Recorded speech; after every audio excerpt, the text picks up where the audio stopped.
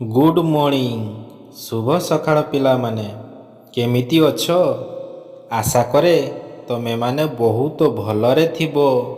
ପ୍ରତ୍ୟେକ ଦିନ ପାଠ ପଢ଼ୁଥିବ, ବିଦ୍ୟାଳୟକୁ ଯାଉଥିବ ଏବଂ ମୋର ଭିଡ଼ିଓ ଗୁଡ଼ିକ ସବୁଦିନ ଦେଖୁଥିବ।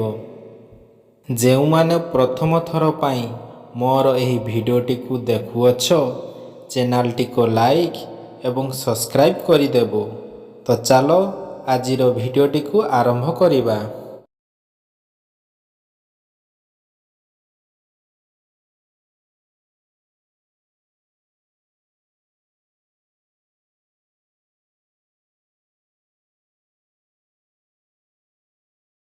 ଗୋଟିଏ ଭଲ ବହି ହେଉଛି ମଣିଷର ସବୁଠାରୁ ଭଲ ସାଥୀ।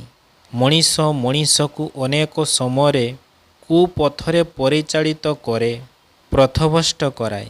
କିନ୍ତୁ ଖଣ୍ଡିଏ ଭଲ ବହି ସବୁବେଳେ ତାକୁ ସତ୍ ଉପଦେଶ ଦିଏ ଏବଂ ସତ୍ ପଥରେ ଚାଲିବା ପାଇଁ ପ୍ରେରଣା ଦେଇଥାଏ।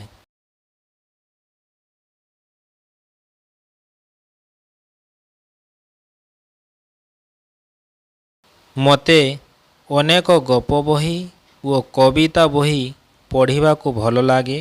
ସେସବୁ ମୋତେ ନେଇଯାଏ କଳ୍ପନାର କଳ୍ପଲୋକକୁ ଏବଂ ମୋତେ ଦିଏ ବିଶେଷ ଆନନ୍ଦ। କିନ୍ତୁ ମୋର ସବୁଠାରୁ ପ୍ରିୟ ବହି ହେଲା ଶ୍ରୀମଦ୍ ଭଗବତ ଗୀତା।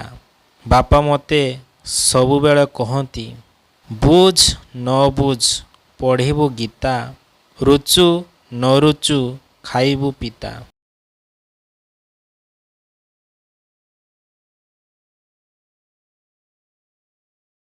ଗୀତା ହେଉଛି ଭଗବାନ ଶ୍ରୀକୃଷ୍ଣଙ୍କର ଅମୃତର ଉପଦେଶ।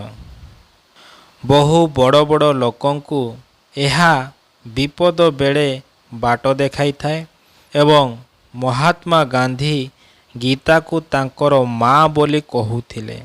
ଆଚାର୍ଯ୍ୟ ହରିଶଙ୍କର ପ୍ରଣୀତ ଗୀତାର ଶ୍ଲୋକ ଗୁଡ଼ିକ ଏବଂ ତାହାର ଓଡ଼ିଆ ଅର୍ଥ ମୋତେ ପଢ଼ିବା ପାଇଁ ଖୁବ୍ ଭଲ ଲାଗେ।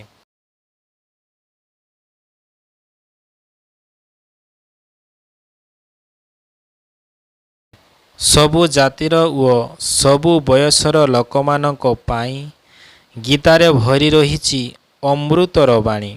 ଜଣେ ଛାତ୍ର ହେଉଛି ପ୍ରକୃତରେ ଜଣେ ଯୋଗୀ। ଗୀତା ତ ହେଉଛି ଯୋଗଶାସ୍ତ୍ର।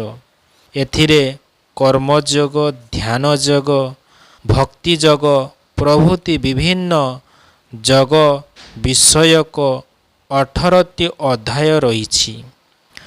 ଚରିତ୍ର ଗଠନ ପାଇଁ ଏବଂ ପାଠ୍ୟାଭ୍ୟାସ ପାଇଁ ଗୀତାରେ କେତେ ଗୁଡ଼ିଏ ଚମତ୍କାର ଉପଦେଶ ରହିଛି। ତା ଭିତରୁ ଗୋଟିଏ ହେଉଛି ଶ୍ରଦ୍ଧାବାନ୍ ଲଭତେ ଜ୍ଞାନମ୍ ତତ୍ପରଂ ସଞ୍ଜୟତ୍ୟ।